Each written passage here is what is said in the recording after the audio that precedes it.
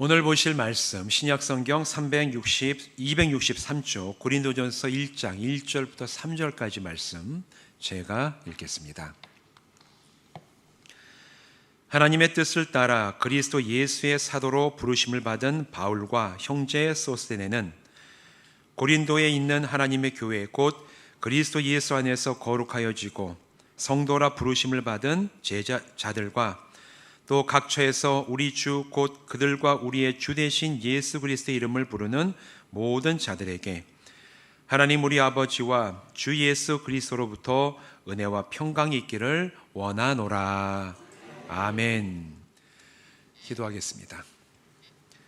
하나님, 추운 또 한 주간도 우리가 건강하게 지내고 오늘 우리가 하나님 앞에 모여서 예배드리게 하심을 감사를 드립니다.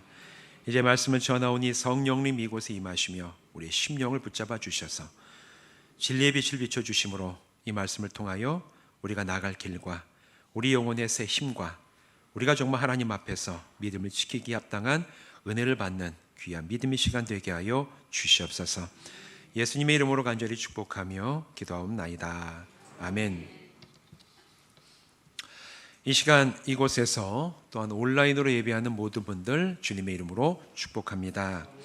오늘 이 시간 말씀 나눌 때는 우리 지난 해부터 계속해서 우리가 성경적인 세계관으로 세상을 보기 위해서 우리는 어떠한 진리를 정확히 알고 그 진리를 통해 세상을 어떻게 봐야 되는가, 이 성경적 세계관에 대한 말씀을 쭉 이어가지고 왔는데 오늘도 여기에 대해서 그 다음 이야기를 계속해서 나누도록 하겠습니다. 이 성경적인 세계관을 얘기할 때 우리 이 영적인 눈, 우리 육신의 눈은 안경을 쓰지만 우리 마음의 눈, 영적인 눈에도 렌즈가 필요하고 어떤 면에서 안경과 같은 것이 씌워져 있는데 성경의 렌즈가 그 마음의 안경의 렌즈가 되면 그걸 통해서 우리는 성경적으로 세상을 볼 수가 있다. 이렇게 여러 번 반복해서 제가 말씀을 전했어요. 그 첫 번째 렌즈가 뭡니까? 하나님께서 모든 우주 만물을 창조하셨습니다. 이 진리를 가지고 세상을 볼 때 우리가 이 세상을 보는 관점이 달라진다 말씀을 드렸어요. 하나님께서 모든 천하 만물을 창조하셨고 저와 여러분 같은 사람 역시 하나님의 형상을 따라 지음받았음을 우리가 믿을 때 그 사람이 세상을 보는 영적인 안목이 변화되기 시작을 합니다. 이게 첫 번째 우리 마음에 씌워지게 되는 마음의 렌즈예요. 그런데 그 첫사람 아담과 하와가 이 세상에 살면서 잘 살았으면 되는데 우리가 잘 알고 있는 것처럼 죄를 지었어요. 하나님께서 모든 건 다 너에게 가능한데 단 한 가지만 너희가 하지 마라. 그 한 가지가 뭐였죠? 에덴 동산 중앙에 있는 선과 악을 알게 하는 그 나무 열매는 너희가 먹지를 마라. 너희가 먹는 날에는 정녕 죽을까 하노라. 그렇게 말씀을 하셨는데 그 한 가지의 하나님의 그 명령을 아담과 하와가 어겼어요. 마귀의, 우리가 잘 알고 있는 것처럼 뱀의 모양을 하고 나타난 마귀의 꾀임을 따라서 하나님의 말씀이 아니라 마귀의 말에 자기 마음을 주고 자기가 보기에 좋고 그럴듯한 그런 열매를 따서 하와도 먹고 아담도 먹었습니다. 죄를 범했는데 하나님 이것을 반역이라고 생각을 하셨어요. 그래서 이 모든 세상이 이제는 이 아담과 하와 이 첫사람들의 죄로 인해서 이 세상이 죄가 들어오고 죄로 인해서 비극이 일어나고 여러 가지 사건들이 일어나고 오늘 우리가 세상을 보면서 왜 이런 일을 우리가 겪으며 살아야 될까? 이런 일이 일어나게 된 가장 근본적인 이유가 아담과 하와가 범했던 죄, 하나님을 떠나서 내 이익과 탐심을 따라 살아가려는 인간들 사이에서 일어나는 모든 이 죄의 결과가 세상의 비극이구나. 이것이 또한 렌즈가 되어서 우리에게 씌워지게 되면 이 세상의 비극적인 현실을 제대로 이해할 수 있는 영적인 눈이 열린다. 여기에 대해서도 말씀을 드렸습니다. 기억이 나시죠? 기억이 나셔야 돼. 이 정도만 되면. 하도 제가 말씀드렸는데, 그런데 이러고 끝난 게 아니라 하나님은 우리에게 지금 우리가 당하는 여러 가지 비극과 사건과 이런 정말 불행한 운명을 벗어날 수 있는 길을 열어주셨어요. 성경은 그것을 예수 십자가 구속의 은혜라고 얘기를 합니다. 내가 하나님을 떠나서 내 탐심을 따라 살 수밖에 없었던 모든 인류의 죄인들이 자기 힘 가지고는 내 죄를 어떻게 해결할 수 없지만 그런데 하나님이 그런 우리들을 불쌍히 여기셔서 일찍이 하나님의 아들 예수님을 이 땅에 보내셨고, 예수님의 그 십자가에서 피 흘리고 돌아가심을 통하여 어느 누구든지 그 은혜를 받아들이고 믿게 되면 죄사함을 받고 하나님 앞에서 새로운 영이 되어 살아갈 수 있는 자격과 은혜를 마련해 놓으셨어요. 이게 바로 성경이 말하는 우리가 죄에서 벗어나 하나님의 자녀로 이 창조의 목적을 다시 회복하고 온전하게 살아갈 수 있는 새로운 길입니다. 이 길이 우리에게 준비가 되었고, 믿어지는 믿음을 주신 사람들은 그것을 믿고 오늘 우리가 하나님의 자녀로 살아갈 수가 있게 되었다. 이것이 우리가 신앙생활하는 가장 궁극적인 목적입니다. 마지막 이처럼 내가 예수 십자가를 믿어서 하나님 앞에서 죄사함 받고 하나님의 자녀로 살아가는 것을 우리는 구원받았다, 이렇게 얘기를 하죠. 구원받음은 기독교 신앙에 있어서 가장 핵심적인 사건 중에 하나입니다. 아무리 신앙생활을 내가 오래 하고 40년, 50년 교회를 다녔더라도 내 마음에 십자가 구속의 은혜가 믿어지는 믿음이 주어지고, 그 믿음을 통해서 오늘 내가 구원받고 하나님의 자녀가 되었다라는 그 마음속에서부터 우러나오는 진실된 고백이 없다면 그 사람은 기독교인이 아니라 종교인이에요. 세상에 많은 종교인들이 있는데 그 종교인 중에 하나에 불과하다는 겁니다. 그만큼 오늘 내가 십자가 복음을 통해서 구원받았음을 확신하는 것, 믿음으로 그것을 붙잡고 나가는 것은 기독교 신앙에 있어서 굉장히 중요한 사건이자 핵심이라고 볼 수가 있어요. 그런데 성경은 구원받음이 신앙 여정의 끝이라고 말하지 않습니다. 잘못하면 우리가 또 예수 믿고 구원받으십시오, 거기에서만 얘기를 많이 강조점을 두다 보니까 내가 예수 믿고, 다른 말로 얘기하면 예수 십자가 구속의 은혜를 믿고 구원받으면 내가 이 신앙생활에 그 모든 걸 다 이룬 거 아닌가, 이렇게 생각할 여지가 있어요. 그런데 성경은 구원받음이 신앙생활의 끝이라고 얘기하지 않습니다. 오히려 그 반대 얘기를 하죠. 구원은 새로운 시작이다. 성경은 끊임없이 반복해서 구원받으면 새로운 시작이라는 것을 가르치고 있고 전하고 있습니다. 대표적으로 예수님의 말씀 가운데 이것을 확인할 수가 있는데, 요한복음을 보면 3장에 니고데모라고 하는 유대인의 관원이라고 나왔는데 우리식으로 얘기하면 이제 관료입니다. 관료. 이제 이런 높은 좀 직위에 있던 사람이 사람들의 눈을 피해서 몰래 밤에 예수님을 찾아와요. 그리고 와서 예수님에게 묻죠. 하나님 나라에 들어가기 위해서는 어떻게 해야 됩니까? 예수님에게 나와서 물었어요. 니고데모가 보기에는 이 사람은 거기에 대해서 알고 있을 것처럼 보였던 거예요. 그래서 예수님에게 대해서 하나님 나라 들어가려면 어떻게 해야 됩니까? 물어보자 예수님이 말씀하신 것이 요한복음 3장 5절에 기록이 되어 있어요. 예수께서 대답하시되 진실로 진실로 내게 이르노니 사람이 물과 성령으로 나지 아니하면 하나님 나라에 들어갈 수 없느니라. 어떻게 들어가냐? 물과 성령으로 다시 태어나야 된다. 우리가 쓰는 얘기를 보면 거듭나야 된다라는 얘기예요. 이 말씀의 뜻은 물로 세례를 받고 성령의 임재 가운데 그 사람이 다시 태어나야 된다라는 얘기예요. 지금에 있는 모습이 아니라 네가 다시 태어나야 된다. 어떻게? 세례를 받고 성령께서 또한 임해서 네가 다시 태어났는데, 이것은 니고데모가 바로 그 뒤에 물어보죠. 그러면 우리가 어머니의 뱃속에 다시 들어갔다가 나와야 됩니까? 네가 이해를 못했구나. 영적으로 다시 태어나야 된다는 얘기다. 예수님 말씀이에요. 우리의 육신은 물론 이 모습 그대로지만 세례를 받고 성령께서 임하시게 될 때 우리의 속사람, 우리의 영이 다시 태어나는 놀라운 변화 역사가 일어난다라는 말씀이 예수님의 말씀 가운데 담겨 있는 거예요. 다른 말로 얘기하면 다시 태어난다는 것은 영적인 어린아이로 새롭게 출발한다는 걸 의미합니다. 어린아이로 다시 출발을 하는 거예요. 여러분, 어린아이가 태어나면 건강하게 성장해야 돼요. 그렇지 않으면 부모의 마음에 큰 짐이 될 때가 있습니다. 영적인 어린아이로 태어나는 것도 마찬가지예요. 우리가 정말 예수 믿고 영적인 어린아이로 다시 태어났으면 거기서부터 성장해 나가서 우리가 장성한 성인, 청년으로 성장해 나갈 때 우리에게 새 생명을 주신 하나님의 마음에 기쁨을 드릴 수가 있습니다.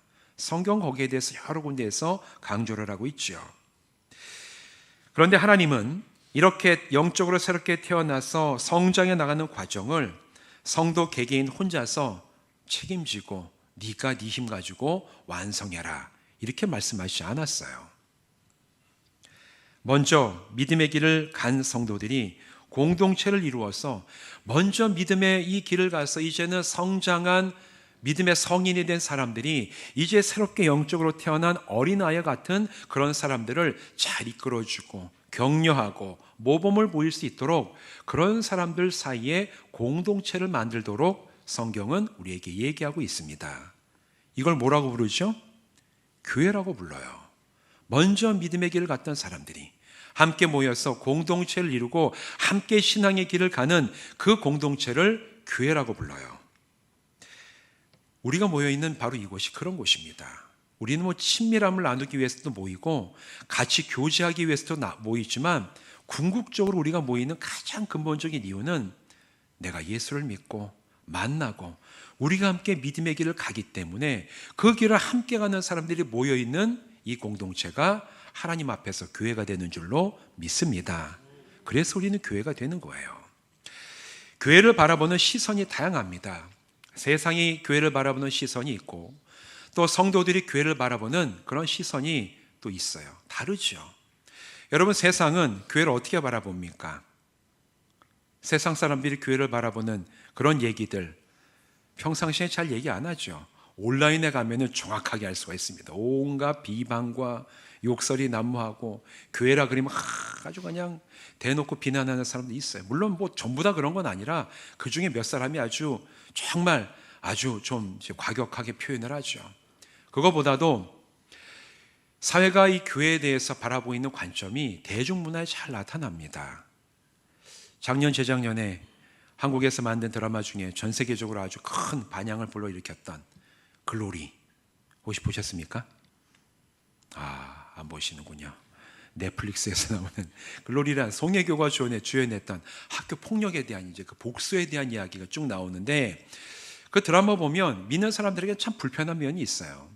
그 드라마에서 학교 폭력을 가하는 중요한 사람 중에 이제 아주 심각하게 폭력을 행사했던 주인공 중에 하나가 이게 목사 딸이에요, 이게. 그 드라마 내에서. 근데 마약을 해요, 또 커가지고. 그런데 이 부모가, 그 목사 딸이면 부모가 누구죠? 잘 모르시는구나. 목사 딸의 부모는 목사입니다, 이제 그러면. 목사 사모예요. 그 드라마에서도 나와요. 근데 이 목회자, 목사와 사모, 그 엄마죠. 제대로 교육을 못 시켜요. 가르치는 거랑 자기 자식을 가르치는 게, 교인들이 얘기하는 게 다른 거예요. 그 얘기는 뭐냐면 그런 것에 대해 가지고 이 드라마가 이게 비난을 하는 거죠. 교인들의 모습에 대해서.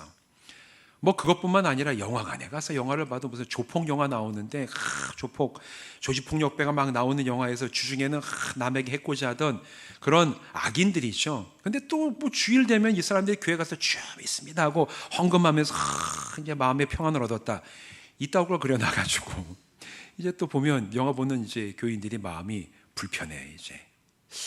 그런데 뭐 영화 만드는 사람 마음이니까 뭐 만들 수는 있는데 문제는 그걸 보는 사람들이 그런 장면들을 보면서 저렇게 교인들에 대해서 묘사하는 사람도 있구나 하고 지나가면 별 문제가 안 되는데 보면서 나도 저게 공감해 이런 마음을 드는 사람들이 적지 않다는 거예요. 대중문화에 나타나는 그런 묘사들, 물론 극단적인 묘사들이 많지만 그걸 보면서 에이 저거는 극장 얘기지 내가 아는 교회는 저렇지가 않아 그렇게 얘기하면 아무 문제도 안 돼요. 근데 오히려 저 정도까지 그래 저럴 수 있겠다 교회가 저럴 수 있겠다 교회 나가는 사람들이 이렇게 공감하는 사람들이 소수가 아니라 적지 않다라는 얘기예요. 이게 사실 이게 더 큰 문제입니다. 작년에 기독교 기관 중에서 목회 데이터 센터라는 기관이 있는데 이거 여론조사 설문조사하는 기관인데 작년에 이 목회 데이터 센터에서 전국적으로 설문을 통해서 비기독교인이 교회에 대해서 비기독교인 신앙이 없거나 교회 안 나가는 사람들이 교인 또 교회에 대해서 가지고 있는 인식을 전국적으로 조사한 걸 가지고 이제 보고서를 발간한 걸 제가 설교 준비하면서 쭉 살펴봤어요. 거기에 설문 보면 비신자들이 보는 교인의 가장 큰 문제가 뭐냐? 여러 가지 이제 일들이 있지만 믿음이 없는 신앙이 우리와 다른 사람들이 볼 때 교회가 또 교인들이 가지고 있는 제일 문제가 되는 부분이 뭐냐? 여기에 대해서 쭉 설문을 하고 나서 1등으로 나온 게 있어요. 뭐가 제일 문제라고 얘기할 것 같습니까? 모르시겠죠? 저만 봤으니까. 우리가 근데 흔히 생각하는 건 좀 달라요. 제일 문제가 된다고 얘기하는 게 타 종교와 타 종교인에 대한 배타성, 극단적인 배타성. 이게 교회의 문제다. 여기에 대해 가지고 사회가, 한국 사회가 여기에 대해서 이걸 좀 문제라고 부정적으로 지금 인식을 하고 있는 게 제일 높게 나왔습니다. 여러분, 예수 십자가 복음은 유일한 진리예요. 이 외에 예수 십자가 외에 하나님 앞에 나갈 수 있는 다른 길은 없습니다. 이거는 우리가 타협할 수도 없고 이거는 양보할 수도 없는 진리예요. 그래서 진리는 배타적입니다. 진리가 배타적인 건 맞아요. 그런데 유일하고 배타적인 예수 십자가가 유일한 복음이고 하나님께 나가는 길이라는 그 진리를 내가 믿고 확신하는 것과 내가 다른 종교인, 다른 사람을 배타적이고 공격적인 태도로 대하는 것은 다른 차원의 문제예요. 우리는 이거를 구분할 수 있어야 됩니다. 진리는 우리는 절대로 양보할 수 없고, 우리는 우리의 생명과 진리를 바꾸려면 기꺼이 우리의 생명과 진리를 바꿔야 돼요. 우리는 하나님을 포기할 수 없습니다. 십자가의 진리를 부인할 수 없어요. 그러나 내가 그걸 믿고 있다고 해서 내가 다른 사람들, 이 사회 가운데 살아가면서 나와 신앙이 다르고 종교가 다른 사람들, 또 다른 종교에 대해서 함부로 대하거나 그들을 깎아내리거나 배타적으로 대하는 것은 내가 진리를 가지고 믿고 있고 없고의 문제가 아니라 성품의 문제입니다. 그건 성품의 문제예요. 우리가 이것을 잘 구분하지 못하면 한국 사회에서 지금 교인들에게 문제라고 얘기하는 것은 너희가 진리를 믿는다, 거기에 대해서 문제가 아니라 너희가 왜 그렇게 비인격적으로 다른 사람들을 대하느냐, 여기에 대해서 지금 사회가 문제라고 지금 문제의식을 교회 또 교인들에게 제거하고 있는 겁니다. 여러분, 이게 이제 첫 번째 제일 문제라고 생각했던 것이고, 두 번째로 문제가 있다고 얘기하는 것은 교인들이 그들의 신앙과 삶이 일치하지 않는다. 이게 이제 두 번째 문항 제일 높은 걸로 나왔어요. 여러분, 이것도 성품의 문제입니다. 정말 믿는 대로 내가 살아가지 못하는 것은 진리에 대해서 내가 전인격적으로 반응하고 헌신하지 못했기 때문에 말하는 것과 살아가는 삶의 모습이 달라질 수밖에 없는 거예요. 우리가 진리를 믿었으면 우리는 그 진리에 나의 인격을 다해서 반응하고 붙잡고 성실하게 그 진리를 따라 살아나가는 사람이 돼야 돼요. 우리의 태도가, 우리의 삶의 모습이 성실하지 않고 다른 사람의 성품을 바르게 세우지 않으면 사실 이 한국 사회가 교회와 성도들에게 제기하는 문제에 대해서 우리는 아니다라고 얘기할 근거가 없어지는 겁니다. 이 설문에서 동일하게 진행을 하면서 그 다음에 나왔던 이 설문조사 질문이 뭐냐면, 당신들이 가지고 있는 이런 교회에 대한 이미지를 만드는데, 갖게 되는데 제일 크게 영향을 준 통로가 무엇이냐, 여기에 대한 것도 또 이제 설문으로 나갔어요. 뭐였겠습니까? 우리가 흔히 그냥 일반적으로 추측하면 뉴스에서 자꾸 이제 교회에 대해서 나쁘게 얘기하기 때문에, 아니면 아까 말씀드린 대로 대중문화가 영화나 드라마나 소설이나 이런 것들이 교회와 기독교인에 대해서 부정적으로 얘기하기 때문에 이 사회가 이렇게 부정적인 이미지를 교회에 대해서 갖는 거 아닌가? 그렇게 추측하시는 분들 아마 대다수일 겁니다. 저도 이거 보기 전에는 그렇게 생각을 했어요. 그런데 이 설문에 대해서 비기독교인들이 답변한 게 그게 아니었어요. 제일 그런 이미지를 많이 만들게 했던 통로가 어떤 통로냐? 첫 번째는 내 주위에 있는 기독교인이다. 이게 첫 번째였어요. 대중문화, 영화, 뉴스, 이거는 핑계거리고, 이게 뭘 얘기하냐면 그런 이미지를 만들게 했던 첫 번째 이유, 제일 중요한 통로는 저와 여러분이라는 거예요. 저와 여러분처럼 우리 주변에 있는 비기독교인들을 만나는 신자들, 우리가 말씀을 따라 살지 못하고 내가 믿는 대로 말하지 못하고 내가 고백하는 대로 살아가지 못하기 때문에 내가 만나는 그들이 나를 보면서, 여러분을 보면서 교회에 대해서, 신앙에 대해서, 기독교인에 대해서 생각을 하게 된다는 얘기입니다. 여러분, 이 설문조사 보면서 저는 이게 우리에게 있어서 진짜 변명할 수 없는 결론이구나. 하나님, 내가 그리고 여러분이 이 사회가 이 교회에 대해서 얘기하는 것들을 만들어내는데 가장 큰 영향을 준 바로 그 통로였음을 내가 인정을 하고 내가 고백을 하고 때로는 회개하고 하나님 앞에 나가야지만 나를 만나는 그 사람들에게 진짜 복음이 무엇이고 교회가 무엇이고 기독교인의 삶이 무엇인지에 대해서 바르게 얘기할 수가 있겠구나. 제가 말씀을 준비하면서 그걸 새롭게 한번 깨닫게 됐습니다. 성도 여러분, 믿음이 있다고 얘기하면서 내가 믿음대로 살아내지 못하면 나만 욕먹고 끝나는 게 아니라 예수 십자가 복음이 욕을 먹고 교회가 우스워집니다. 또 그 반대로 정말 내가 믿는 대로 그 믿음을 따르고 진리를 살면서 살아내게 될 때 그때는 내가 칭찬받는 것뿐만 아니라 십자가 복음이 존중을 받고 예수의 이름이 높아지게 될 줄로 믿습니다. 여러분, 이 사실을 꼭 기억하면서 주님, 제가 바로 그 통로입니다. 저를 통해서 주님께서 정말 원하시는 그 아름다운 모습의 교회와 복음의 그 찬란함이 온전히 드러날 수 있게 주여 저를 바꿔주시고 사용하여 주시옵소서. 기도하고 주님께 나가는 여러분 되시기를 주님의 이름으로 부탁을 드립니다. 그러면 비기독교인들은 그렇게 생각하는데 성도들은 교회를 어떻게 바라볼까? 여러분, 우리 신앙생활 하는데 교회가 필요합니까? 교회가 필요합니까? 저 깜짝 놀랐어요. 대답을 안 하셔가지고. 필요도 없는데 여기 왜 앉아 계실까? 교회가 필요하죠. 이 교회가 왜 필요한가라는 얘기에 대해서는 아마 여러분들이 각자가 생각하는 게 조금씩은 다를 겁니다. 신앙생활을 하기 위해서 우리가 교회가 필요하기도 하고, 때로는 교제도 있어야 되고 친교도 있어야 되고, 또 우리가 사회에서 또 교회 안에서도 어려운 사람들을 돕는 구제 같은 걸 하기 위해서는 꼭 교회가 필요하다, 그렇게 생각하시는 분들이 있죠. 맞는 말이에요. 다 그 이유가 우리에게 교회가 있어야 될 근거가 됩니다. 그런데 이런 대답들이 정말 유효하기 위해서는 그것보다도 먼저 성경이 교회에 대해서 뭐라고 말하는지, 성경이 말하는 교회의 정체성에 대해서 한 사람 한 사람의 성도들이 분명하게 알고 그 정체성 위에 바르게 내가 서 있을 때 나머지 이유들도 우리에게 진짜 필요한 이유들로 다가올 수가 있어요. 성경은 과연 그러면 교회에 대해서 뭐라고 얘기할까? 성경이 말하는 교회의 정체성이 무엇일까? 우리가 여기에 대해서도 분명히 알아야 됩니다. 오늘 읽은 이 고린도전서 1장의 이 말씀은 교회의 정체성에 대해서 우리에게 정확하게 알려주는 굉장히 중요한 근거가 나와 있는 말씀 중에 하나예요.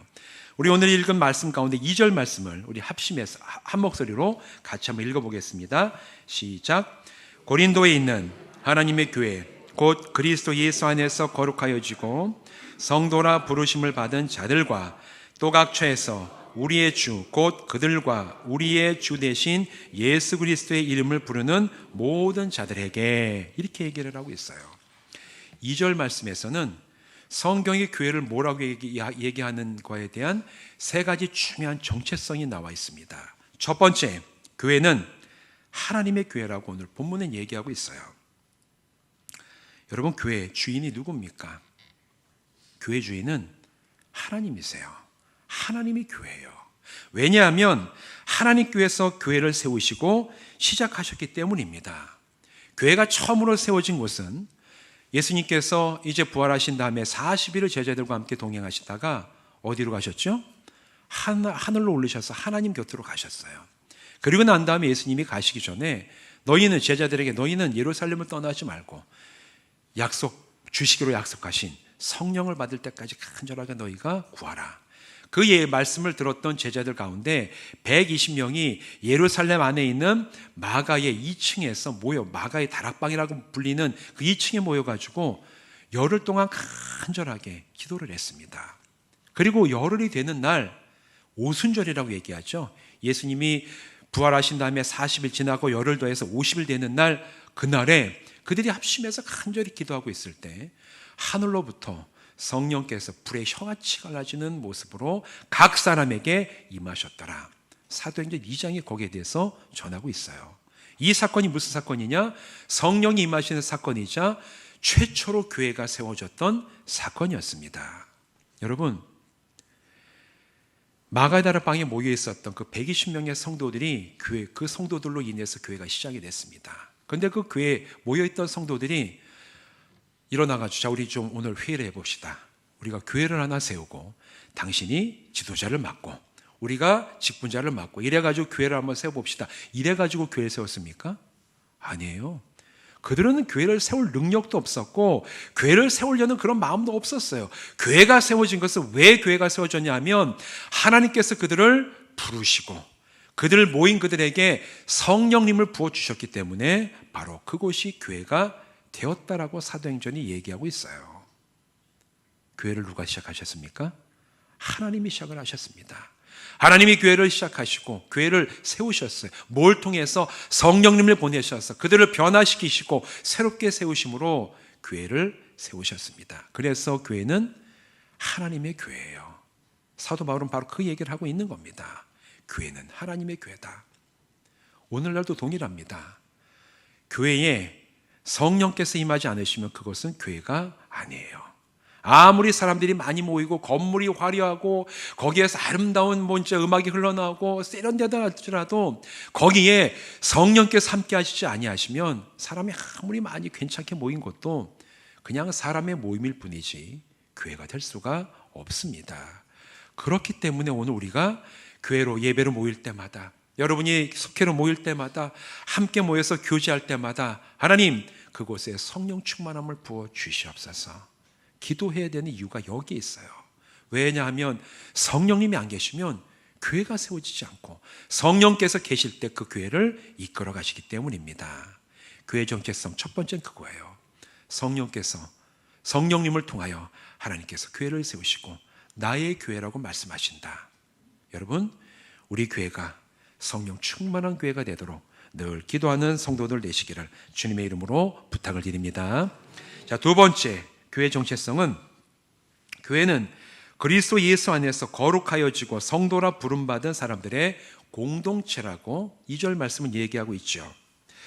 여러분, 거룩하다라는 것은 의미가 원래 그 사전적인 의미는 세상과 구별되어 다른 사람들이다라는 얘기예요. 구별되다라는 거예요. 이 세상 사람들은 A라는 방식으로 살아가지만 거룩한 사람들은 그와는 다르게 B라는 방식, C라는 방식으로 살아간다는 거예요. 세상 사람들과 다르다. 딱 봤을 때 이 사람들은 다르네. 거룩하다는 의미는 바로 그 의미가 담겨있는 단어입니다. 근데 사실 세상과 다르게 살아가는 사람들이나 집단은 기독교 말고도 여럿이 있어요. 기독교만 거룩을 추구하는 게 아니에요. 이슬람교도 보면은 거기에 보면 거룩해져야 된다라는 그런 얘기가 있고, 불교도 그런 얘기를 하고, 힌두교도 그런 얘기 다 합니다. 정상적인 세계적인 종교들은 다 비슷한 얘기를 해요. 그리고 그들도 세상과는 다른 삶을 살아가라고 권면하고 얘기도 합니다. 거기에 속해 있는 신자들에게 너희는 세상과 다른 삶을 살라고 굉장히 강하게 얘기하기도 합니다. 그래서 다른 종교에서도 거룩함이라는 용어를 사용합니다. 하지만 교회가 말하는 거룩함은 그들이 얘기하는 거룩함과 달라요. 왜냐하면 우리가 거룩한 이유는 예수 그리스도 안에서 거룩해지기 때문입니다. 우리가 거룩한 이유는 원래 내가 거룩해서 거룩한 게 아니에요. 예수 그리스도 안에서 교회를 하나님이 거룩하게 하셨기 때문에 우리가 오늘 거룩해진 줄로 믿습니다. 이게 세상의 어떤 다른 거룩하다라는 의미와 완전히 다른 의미가 되는 거예요. 교회가 거룩한 이유는 교회로 부름받은 성도들을 위해서 예수님이 십자가 위에서 피 흘리고 죽으셨기 때문에 우리가 거룩해지는 거예요. 이 사실이 믿어지는 성도들, 사람들이 하나님 앞에 섰을 때 그 믿음을 가지고 있는 성도들을 하나님께서 거룩하라고 부르셨기 때문에, 그래서 그 성도들은 거룩한 자들이라고 부름받는 겁니다. 여기 나오는 성도라는 단어가 한자로 거룩할 성자에 물이 도자예요. 거룩한 물이라는 의미입니다. 여러분과 저와 여러분은 거룩한 무리로 부름받은 사람이에요. 여러분, 원래 우리가 거룩했기 때문입니까? 여러분이 거룩했기 때문에 하나님, 너 참 구별되는 삶을 살아가는구나. 너 참 구별되었기 때문에 너를 내가 불러서 교회로 불러주겠다. 하나님께서 그래서 우리를 부르셨습니까? 그러지 않아요. 이 말씀 가운데 우리가 분명하게 알아야 되는 것은 하나님이 우리를 거룩한 자로 부르신 이유는 원래 우리가 거룩했기 때문이 아니라는 사실을 우리는 늘 기억해야 됩니다. 만약에 교회로 모이는 이 곳이 정말 세상에서 거룩하고 구별되고 괜찮은 사람들이 모이는 완전한 공동체였다면 저와 여러분이 교회로 나올 수 있었겠습니까? 나올 수 없어요. 저는 그 자격이 없습니다. 제가 어떻게 거룩하고 죄 없는 사람이 되어서 하나님 앞에서 주님, 저는 거룩해서 교회로 모일 만한 자격이 있지 않습니까? 감히 그런 얘기를 할 수 있는 자격이 저에게 어떻게 있겠습니까? 저는 그런 자격이 없어요. 여러분도 그런 자격 없습니다. 하나님이 우리를 부르신 것은 내가 거룩하고 세상과 구별되는 삶을 잘 살아가고 있기 때문에 너 그럴 자격이 있다 해서 부르신 것이 아니라 하나님은 죄인들을 부르셨다는 사실을 우리는 꼭 기억해야 돼요. 누굴 부르셨다고요? 죄인들을 부르셨어요. 죄인들을 부르셔서 교회로 모으셨습니다. 그래서 때로는 이 교회 안에 아직도 좀 불완전하게 죄의 그 영향력 아래 있는 사람들이 있기 때문에 교회의 모습이 때로는 불안할 수도 있고 때로는 여러 가지 문제가 나올 수도 있어요. 그때마다 우리는 아니 어떻게 교회가 이래? 죄인들이 모였기 때문에 그럴 수 있어요. 그럴 수 있어요. 그러나 나는 죄인이요 하고 대놓고 그렇게 가면 안 되고 나를 죄인으로 부르셨지만 너희는 거룩한 자들이다. 우리를 부르시고 거룩하다고 하신 하나님의 말씀에 따라서 주님, 제가 오늘과 내일이 다른 거룩함의 방향으로 나가겠습니다. 그 믿음의 고백이 우리 안에 있을 때 그 교회가 진짜 거룩함의 그 길 가운데 서 있는 온전한 교회가 될 줄로 믿습니다. 꼭 기억하십시오.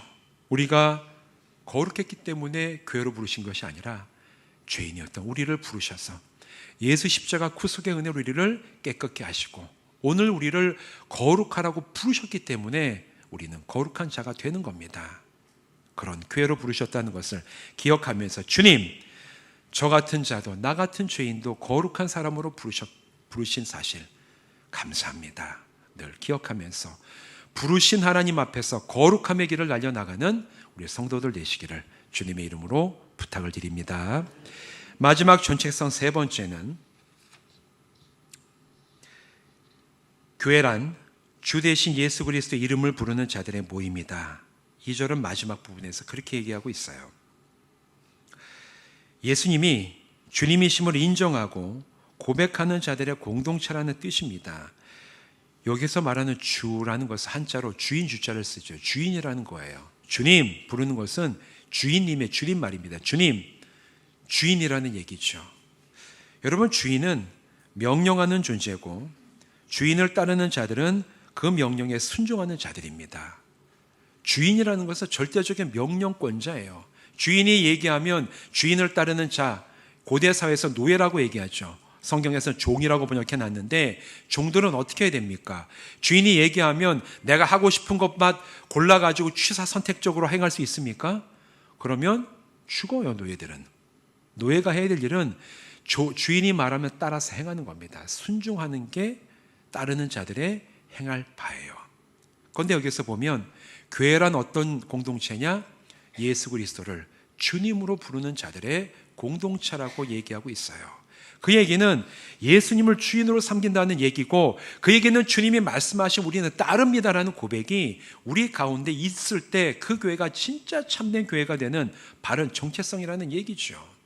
예수님이 이미 여러 군데에서 말씀하셨어요. 누가 하나님 나라에 들어갈 수가 있습니까? 그러자 예수님은 또 다른 사람들에게 주여 주여 하는 자마다 다 하나님 나라에 들어갈 것이 아니라 어떤 사람이 아버지의 뜻대로 행하는 자라야 들어가게 된다. 주여 주여, 우리가 주님의 이름으로 뭘 또 행하고 못 또 행하고 귀신도 쫓아내지 않았습니까? 그래서 주는 주인님을 얘기하죠. 근데 그들은 뭔가 능력은 행했을지 몰라도 예수님이 주권자로서 명령하신 것을 따르지 않은 거예요. 행하지 않은 겁니다. 그런 사람들은 하나님 나라에 합당하지 않다. 왜? 그들의 고백이 진짜 고백이 아니었던 거예요. 오늘 저와 여러분이 예수님을 주님이라고 고백한다면 그 말씀에 따라야 돼요. 예수님을 닮아 가야 됩니다. 예수님이 하신 말씀이 나에 대한 절대적인 명령인 줄 알고 때로는 내가 힘들지라도 주님, 저는 그 명령을 지킬 만한 능력도 없습니다. 그러나 주님께서 저에게 명령하시면 그 명령을 지킬 수 있는 능력도 나에게 함께 주시는 줄 알고 주여, 제가 그 말씀을 따라 살아가기를 원합니다. 이 고백도 같이 들어야 됩니다.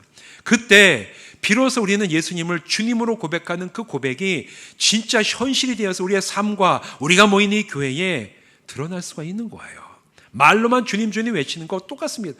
내가 너와 아무 상관이 없노라. 주님이라고 고백하면 주님을 따라가야 됩니다.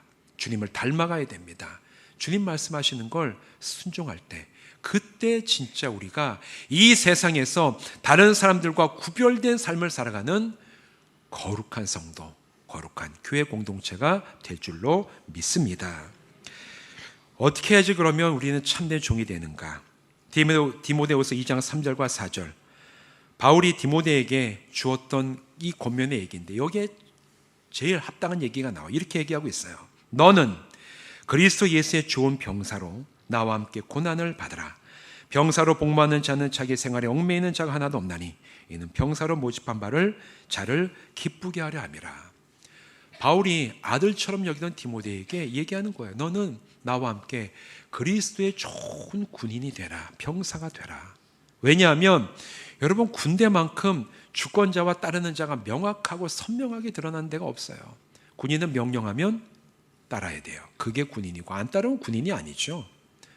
그래서 바울은 디모데에게 이런 권면을 하면서 명령하는 자와 따르는 자, 주님과 그 주님을 따라가는 자의 모습이 이러해야 된다는 얘기를 아들과 같은 디모데에게 얘기해 주고 있는 겁니다. 이 말씀은 오늘 우리들에게 똑같이 적용이 돼요. 주님, 내가 우리 주님에 대해서 그렇게 고백한다면 여러분, 그 말 속에 주여 제가 주님을 따르겠습니다. 주님을 닮아가겠습니다. 이 고백도 함께 드려진 줄로 알고 그런 믿음의 길을 나가시기를 주님의 이름으로 축원드립니다. 사랑하는 성도 여러분, 우리가 교회입니다. 우리는 하나님께서 성령님을 보내셔서 세우신 교회입니다. 우리는 예수 십자가 복음 안에서 거룩하라고 부름받은 교회입니다. 그리고 우리는 예수님을 주님으로 고백하며 그분의 삶과 말씀을 따르고 순종하는 성도들 한 사람 한 사람이 모인 교회입니다. 성경이 말하는 교회의 정체성이 저와 여러분 한 사람 한 사람의 삶에서 온전히 드러나고, 또 그러므로 우리가 모인 이 공동체 교회 안에서 그 정체성이 아름답게 열매를 맺어서 참 어두운 이 시대, 세상의 교회를 참 밝게 보지 못하는 이 시대에 정말 소금과 빛처럼 정말 어떤 교회가 하나님이 기뻐하시는 교회인지를 온전하게 드러내고 그 합당하게 살아가는 모든 새로운 교회 성도 되시기를 주님의 이름으로 축원드립니다. 기도하시겠습니다. 하나님, 오늘 우리에게 교회의 정체성에 대해서 말씀을 통해 살펴보게 하심을 감사합니다. 하나님, 우리를 교회로 부르시고 하나님의 것 삼아 주시고 거룩하다고 말씀하시고 우리가 예수 그리스도를 주님으로 고백하게 하셨사오니 이제 이 교회의 정체성이 우리 성도들 한 사람 한 사람의 삶 가운데 온전하게 고백되고 실현되게 하셔서 그런 삶의 온전한 모습을 가지고 성도로 살아가는 우리가 모인 이 교회도 하나님이 기뻐하시는 온전한 교회로 세상 가운데 담대하게 서게 하여 주시옵소서. 예수님의 이름으로 간절히 축복하며 기도하옵나이다. 아멘.